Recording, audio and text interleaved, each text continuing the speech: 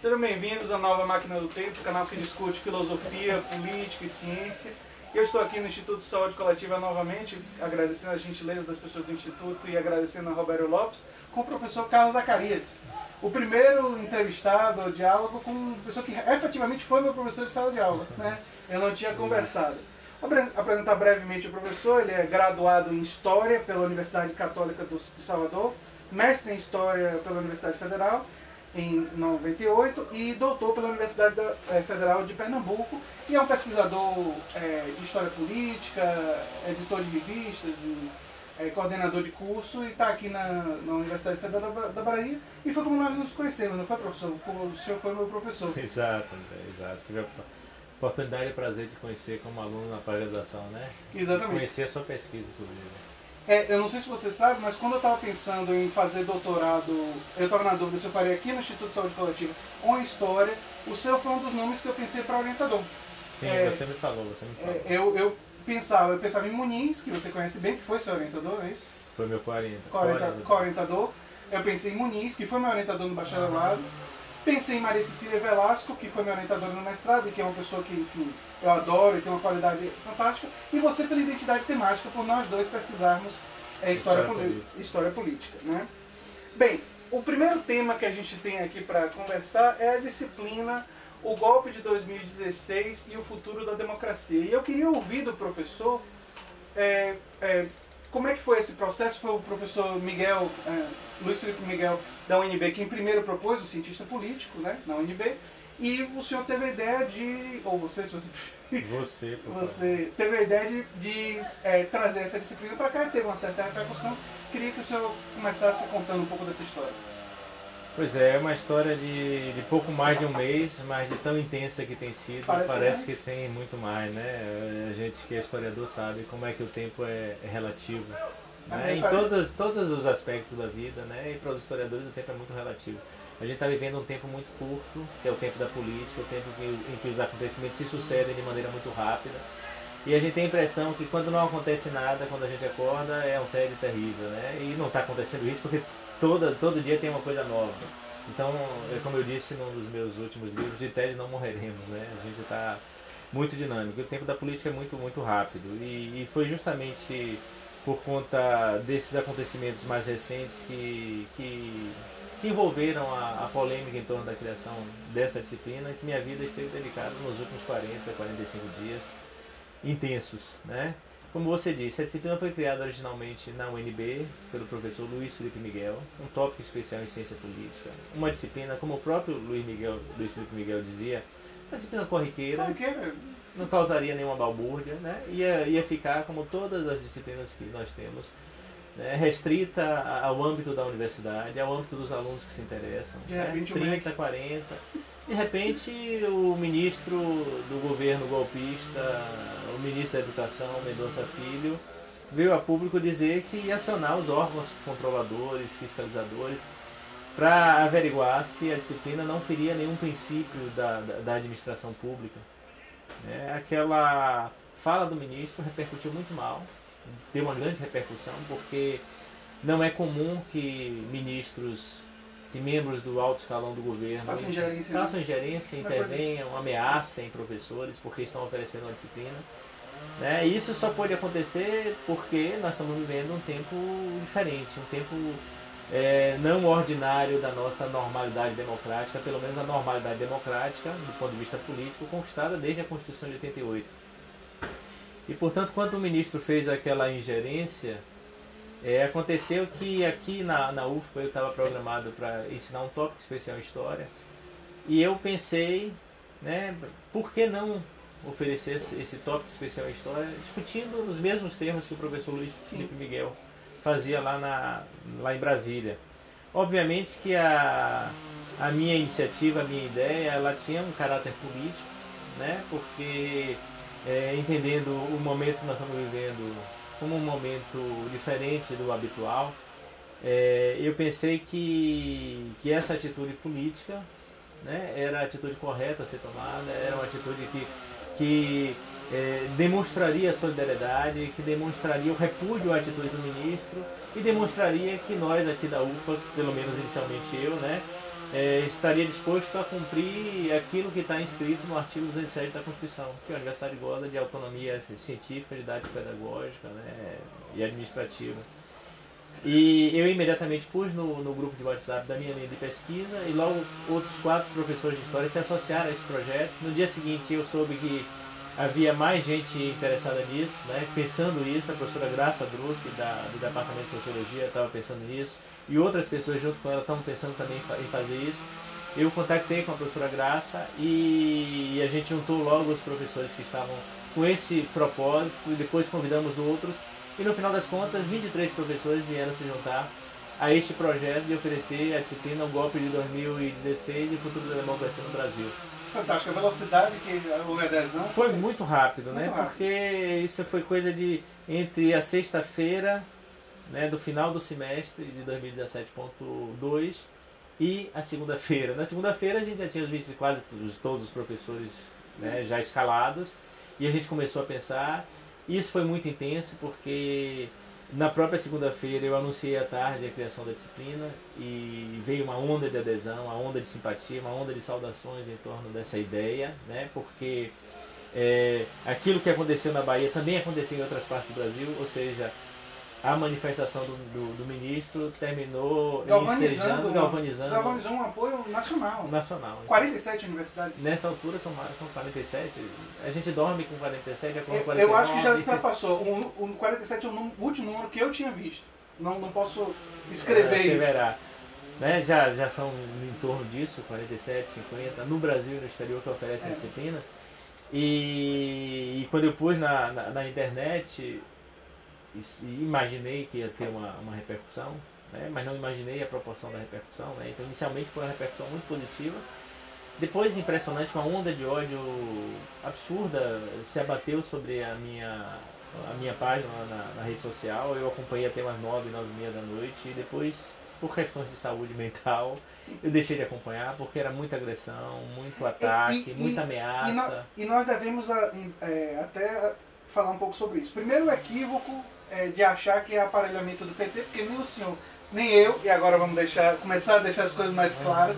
Eu não sou filiado ao PT, não tenho filiação partidária, o senhor tem filiação a um outro partido. Sou do pessoal. Exatamente, e eu acredito que nós dois temos críticas ao PT porque nós estamos à esquerda do PT. Sim. Mas o fato da gente ter críticas ao PT não vai fazer a gente não reconhecer determinados processos quando é nossa visão, né? Aquilo que a gente sempre apontou na história, na ciência política, na sociologia e no senso comum da esquerda brasileira, aquilo que se dizia assim, a esquerda nunca se une, né? Pelo menos agora nós estamos unidos em torno de alguma coisa. E quem fez essa unidade foi o ministro. Né? Não há nenhum problema em às vezes é mais unido através do inimigo, né? O adversário. Exato. Lembrar da ditadura militar. Atacar a democracia, ameaçar a universidade, tentar ingerir sobre aquilo que os professores fazem na universidade é uma coisa de ditadura. E a própria universidade tem seus mecanismos de administração. Há um equívoco em pensar... De verificação, de fiscalização. De fiscalização para ver se essa disciplina pode ou não pode ser ofertada. A própria universidade tem os mecanismos dela. Né? Parte da noção de autonomia. Não é que a universidade possa propor qualquer coisa, mas é porque os mecanismos são internos e respeitados dentro da própria universidade. Isso, e o senso de responsabilidade do corpo docente de uma universidade pública no Brasil é enorme. Não quer dizer que não possa haver irresponsabilidades, mas é improvável que 23 professores se metam numa aventura irresponsável. É improvável que 47 instituições pelo Brasil todo se metam numa aventura irresponsável. Né? Logo fomos atacados, taxados de petistas, como você está dizendo aqui, né? Quem me conhece sabe da minha trajetória de crítica ao PT, né? Eu sou filiado a um partido, não tem problema nenhum ser filiado ao partido, não tenho nenhuma vergonha disso. Claro que não. Né? Já fui filiado ao PT, já fui outrora do PT. Já fiz campanha para o PT também, mas, enfim, virei crítico por uma série de motivos. Como eu também, né? Entre os 23 professores, tem professores do PT, tem professores do PSOL, tem professores de outros partidos, tem professores de partidos nenhum. Sem filiação nenhuma. A ciência não pressupõe a neutralidade, né? Ou a pretensão à neutralidade. Mesmo os pretensamente neutros são partidários também. Esse é um outro ponto fundamental. Uma das coisas que está por trás é essa visão meio... da ciência como algo que não tivesse nada a ver com posicionamento político. Quando, na verdade, a produção de conhecimento principalmente nas ciências humanas, mas ela tem um posicionamento. E até em outras áreas científicas você acaba tendo um determinado tipo de posicionamento. Então, é um grande equívoco que se tem até mesmo sobre a produção de conhecimento. Pretender que o produtor de conhecimento fosse necessariamente, enfim, apolítico, não existe isso. Não há neutralidade axiológica nem nas chamadas ciências duras, se virar nas ciências humanas. As diferenças são enormes. A diferença que existe entre a forma como a gente pratica as nossas diferenças dentro da universidade e a forma como essas pessoas que quiseram impedir a nós de falarmos sobre o assunto que nós estamos falando, a diferença que há entre nós é que as nossas diferenças são resolvidas no âmbito da ciência, né? No âmbito das hipóteses articuladas com as evidências, né? A ciência se desenvolve dessa maneira. Então, a certa altura, uma hipótese ou uma tese se consagra. Nas ciências humanas não há aquilo que Thomas Kuhn dizia das ciências duras, né? Os paradigmas que se confrontam, né? E a revolução paradigmática derruba e destrói e põe por terra um paradigma para que outro... Porque enquanto nas ciências humanas múltiplos paradigmas podem, ou múltiplas formas de interpretar podem se manter, desde que elas se mantenham capazes de realizar explicações, de contribuições. Por isso que diferentes teorias do social podem se manter, né? Nós temos a manutenção da teoria marxista, ao mesmo tempo que houve o weberianismo, a sociologia reflexiva de Bourdieu, outras teorias do social que existem e têm relevância e são... elas têm um elemento de concorrência no sentido de que buscam seduzir os pesquisadores, existe essa disputa acadêmica, mas... E uma disputa saudável, a ciência evolui, progride com essa disputa saudável e com amplo respeito. Né? Imagine você o quanto de papel e de tinta não foi gasto para derrubar a tese do outro. Mas derrubar a tese é derrubar literalmente a tese, né? Não é derrubar o outro. Né? Quando esses setores que são externos à universidade tentam não derrubar a tese do outro, mas derrubar o outro, impedindo, verificando, ameaçando, processando, é uma demonstração de desconhecimento de como a ciência evolui.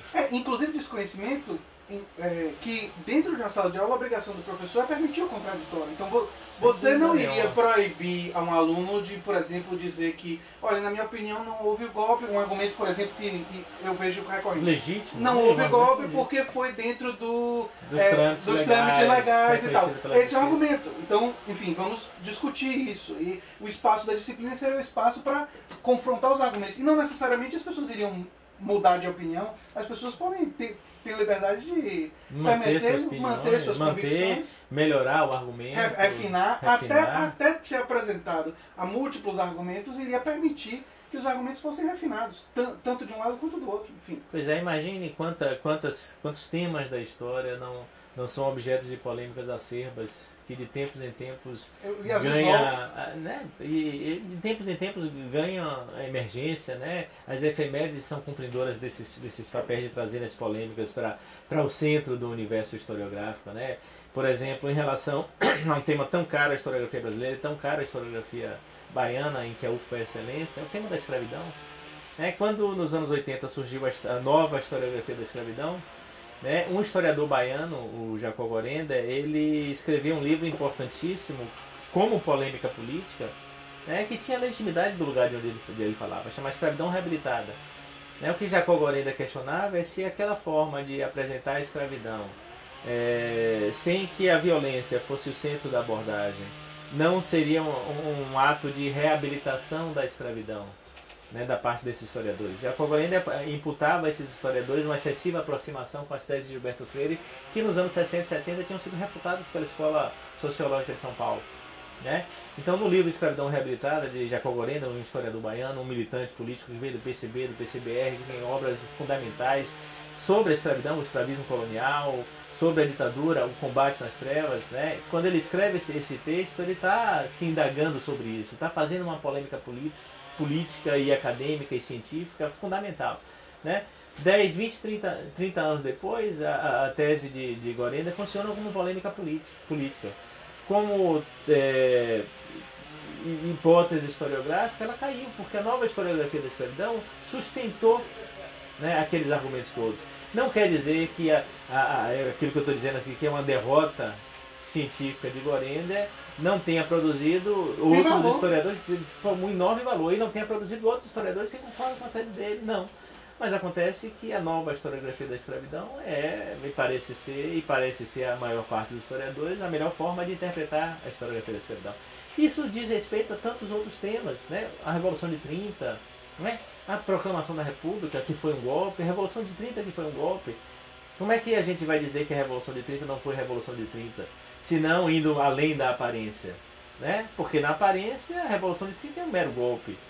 As forças da Aliança Liberal que ascendem ali a partir da aliança de setores da oligarquia com setores egressos dos centros urbanos e ligados ao tenentismo, e que desfecham um golpe no candidato eleito de Washington Luiz, que é Júlio Prestes, né? Ela, na aparência, consolida um golpe, mas na essência a historiografia confirmou a tese de que há um processo de revolução ali, né, que é o tipo de revolução que em outras partes do mundo tinha acontecido também, né, que se chama de revolução passiva. Né? O golpe de 64, idem. Né? Durante 21 anos se comemorava a Revolução Libertadora, a Revolução Democrática. Aí vem Dreyfus. Né? Aí vem René Armand Dreyfus, ainda no meio da ditadura, em 81, antes ainda que o civil assumisse, Sarney assumisse em 85, e dá aquela tese arrebatadora, né, a 1964, a conquista do Estado. Né? Não quer dizer que as outras teses todas foram esquecidas, quer dizer que essa tese se afirma como uma tese que aspira à legitimidade de explicar aquele acontecimento, porque articula boas hipóteses com evidências robustas. Né? Então, assim, a ciência progride dessa forma. Se há quem discorde que houve um golpe em 2016, há de apresentar bons argumentos, boas hipóteses com evidências. Né? É uma evidência o fato de que o STF participa desse processo, de que a própria presidente deposta vai até o limite das suas possibilidades, se defender no Congresso. Né? Há evidências de que esse golpe não tem aquela dimensão de violência que houve no golpe de 64, isso são evidências fortes, e as pessoas que argumentam contra a tese do golpe dizem exatamente isso. Né? No outro lado, as pessoas que argumentam contra o golpe, inclusive demonstram que em 64 houve a manutenção do Congresso, houve o pedido de licença do Congresso, há uma eleição indireta no Congresso, né? Que primeiro a posse de Ranieri Mazzilli, que era o sucessor de João Goulart, né? E depois, 7 dias depois da posse de Ranieri Mazzilli, é eleito um presidente dentro do Congresso.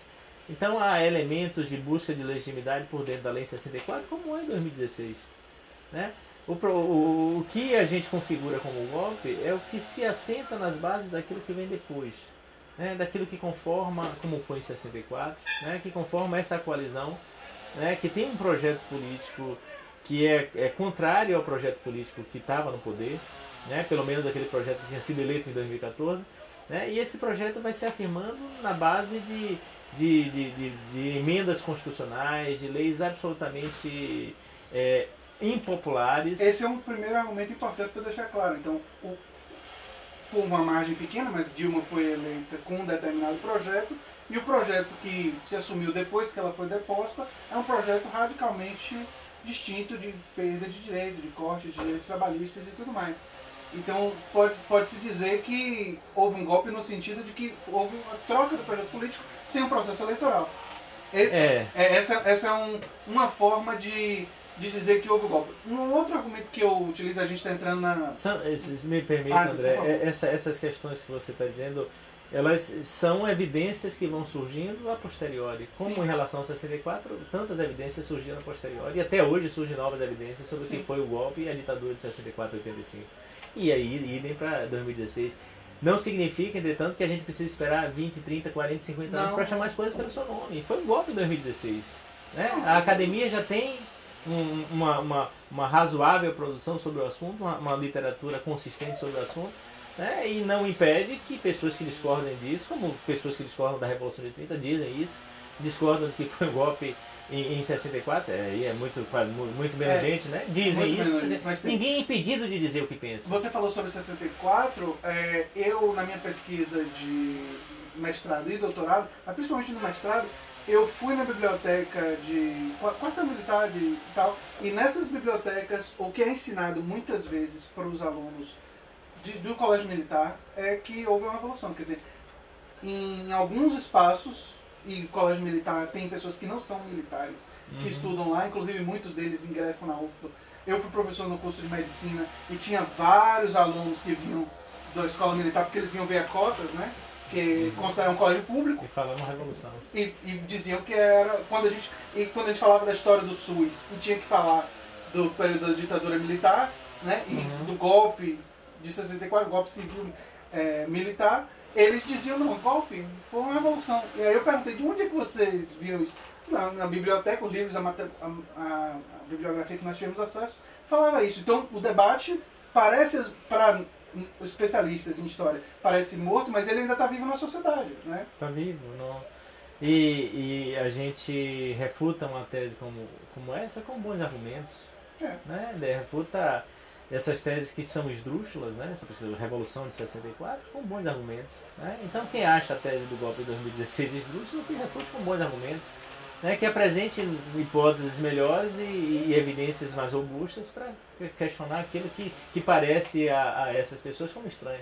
Eu conversava com eles que uma das tradições da Revolução é a participação popular na tomada do poder. E não houve participação popular na tomada do poder. Houve manifestação de setores da sociedade infavoráveis, mas participação popular na tomada do poder não aconteceu. Esse é um dos argumentos. Uma das coisas polêmicas, é importante você trazer esse tema à baila aqui, porque, por exemplo, em relação a 64, né? A tese de René Armand Dreyfus, que é a melhor sobre o assunto, do meu ponto de vista, que foi publicada em 81, né? 1964, a Conquista do Estado, demonstra pela primeira vez que o golpe de 64 não foi um golpe militar, não foi uma conspiração, foi um golpe civil-militar. Houve participação do empresariado. Sim. Porque a participação do empresariado ela se dá a partir da conspiração e a partir de 62, quando se forma o complexo IPES-IBAD, né, o Instituto de Pesquisa e Estudos Sociais e o Instituto Brasileiro de Ação Democrática, que tem uma ação ostensiva na sociedade brasileira, né, e uma ação ostensiva e com disposição conspirativa.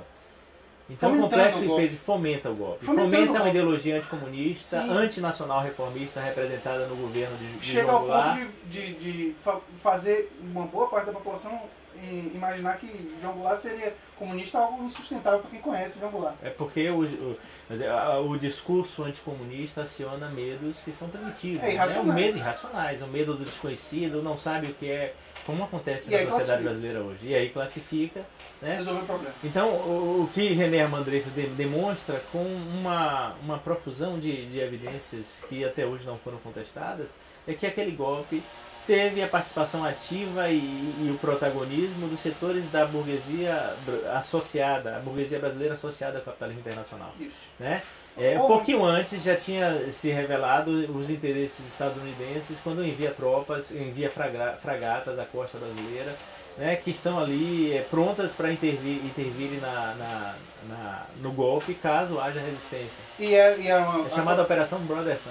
E é uma atuação americana não só no Brasil, boa parte da América Latina. Pela América Latina e em vários países os Estados Unidos interferiu e ajudou a derrubar algumas lideranças eleitas democraticamente para colocar os seus ditadores. Isso aconteceu várias vezes, não foi uma vez ou duas.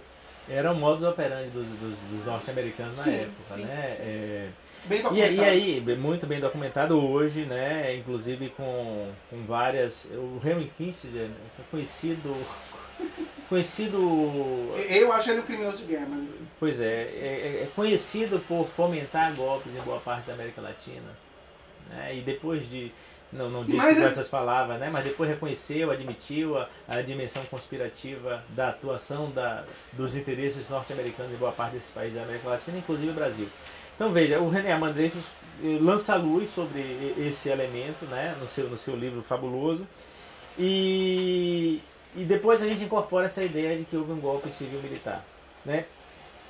A forma como a ditadura se configura já há diferenças, né? Já menos consenso quanto ao fato se houve uma ditadura civil-militar ou uma ditadura simplesmente militar, né? Por exemplo, quando há o AI-5 em dezembro de 68, né, os militares parecem que se livram do peso morto que os civis representam. Os setores civis que tinham apoiado o golpe se afastam. Né? Do meu ponto de vista, eu acho que a ditadura pode ser entendida muito mais como uma ditadura bonapartista, militar. Do setor militar. Era quem mandava efetivamente. Embora houvesse participação civil, mas o poder estava concentrado. O poder estava concentrado. O poder estava concentrado na cúpula militar e se concentrou relativamente rapidamente. Isso. Também é a minha interpretação. E os setores golpistas civis, uma parte deles se desvencilha, sai. Se viu fora, né? Agora, a parte dessa polêmica, essa outra parte que você falou sobre o apoio ao golpe da parte dos civis, que se vê aqui e que se vê lá, né? E que é usado como argumento para dizer que a população queria a queda de Dilma ou a queda de João Goulart, né? É um elemento também que... É problemático. É problemático, porque, por exemplo, nos como anos 60... Como é que você vai medir? Primeiro problema, eu acho que como é que você vai medir isso? Porque a gente mede a decisão popular em eleições, é o procedimento mais tradicional, né? Você medir qual é o percentual da população que quer ou não quer por manifestação é meio complicado. Né? Mas imagine que há pesquisas de opinião que são realizadas pelo Ibope nos anos 60. O Ibope realiza pesquisas de opinião e as pesquisas de opinião indicam a posição da população favorável ao governo João Goulart e às reformas, né? Se pesquisas de opinião podem medir alguma coisa, e a gente também pode questionar, metodologia e etc e tal, né? Essas pesquisas indicam o oposto daquilo que outros argumentos dizem. Né? Ela tem o seu valor. Tem o seu valor, mas também não vamos dizer... Não vamos exatamente, não vamos absolutizar as de forma alguma. De opinião. Eu costumo dizer que a pesquisa de opinião ela é útil para você tentar compreender uma sociedade, mas ela não pode ser utilizada como uma forma de dizer o que deve ser legislado.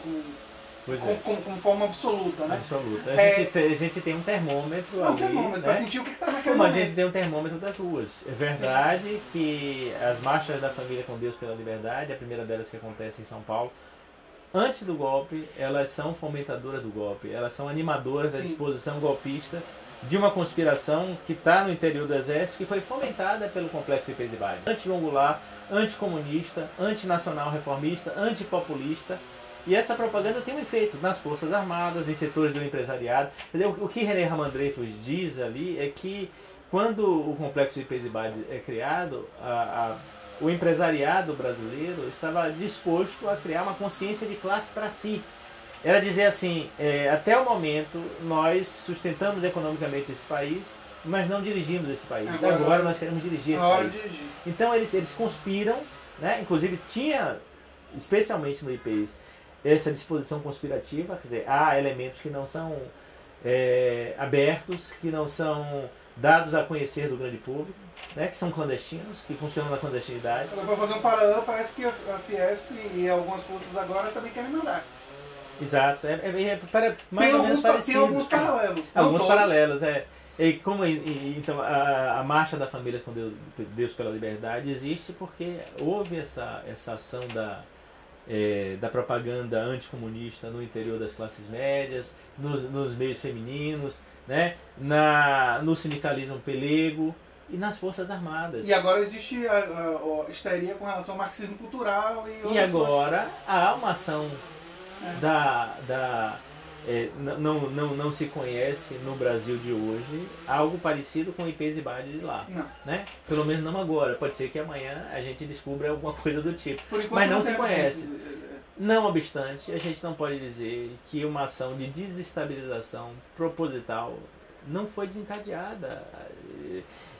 Especialmente a partir de 2013, quando os governos petistas se mostraram incapazes de entregar paz social, que pelo menos sustentava esses governos até aqui.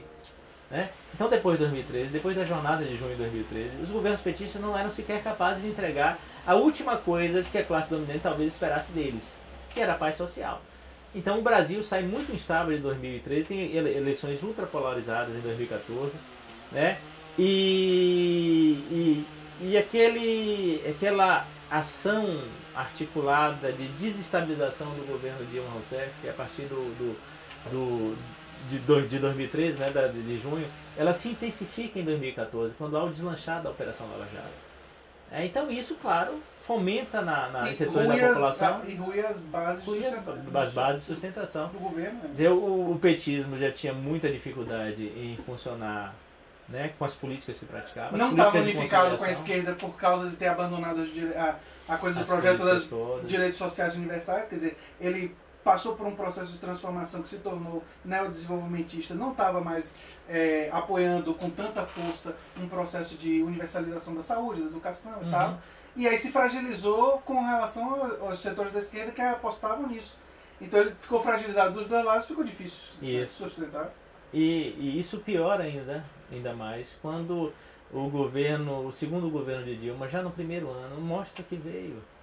É uma política de arroxo, uma política de corte, uma política de ataque, né, que não tinha havido nessa extensão nos 3 outros governos petistas. O último de Dilma e os 2 de Lula. Na verdade, nessa extensão, não. Estava cedendo mais à pressão do grande capital. Né? Cedendo a pressão, tentando resolver o problema da crise econômica que finalmente tinha chegado ao Brasil. Aquela marolinha tinha se transformado num imenso tsunami. Né? E esse tsunami cobrou um preço alto. Então o governo de Dilma Rousseff, que tinha praticado no seu primeiro mandato uma gestão da economia brasileira anticíclica, né? Ele adere à política cíclica, né? Põe para dirigir a economia do Brasil simplesmente um banqueiro, Joaquim Levy. Associado. Né? Então a base que já vinha se fazendo, a base que vinha se destruindo, né, do petismo histórico, ela desaparece essencialmente a partir de 2015, no início do segundo mandato de Dilma. Né? Então o PT, sem a capacidade de articular sua base social mais antiga, né, que já vinha se afastando do petismo, e em 2015 se afasta ainda mais, e agora perdendo o apoio de setores das classes dominantes, de frações da burguesia, que apoiaram o PT não porque morressem de amor pelo PT, mas porque não foram capazes de formular um projeto delas próprias. Né? Em 2015 a gente vê um processo de desestabilização intencional dos meios de comunicação de massa, da Fiesp, né? E culmina em 2016 com o golpe de abril de 2016, que é um golpe com características parecidas com o de 64. Mas dizer que é parecido não é dizer que é a mesma coisa. Não há tropas na rua, não há essa dimensão de violência, não se cria imediatamente um estado de exceção. Eu sou muito cauteloso em chamar esse momento que nós estamos vivendo de estado de exceção. Né? Mas nós estamos caminhando para uma fase de transição autoritária. Os riscos parecem existir, exatamente. Os riscos existem. E o autoritarismo também está muito vigente. Eu vou dar um corte agora para o primeiro segmento, mas a gente continua conversando com isso, a gente não precisa totalmente mudar de tema, até porque existe uma conexão entre a discussão sobre o golpe de 2016 e a questão do avanço do neoliberalismo. Então existe uma conexão, então isso fica para o nosso segundo segmento da nossa conversa. Eu quero de novo agradecer ao professor Carlos Zacarias e nós vamos fazer um corte aqui.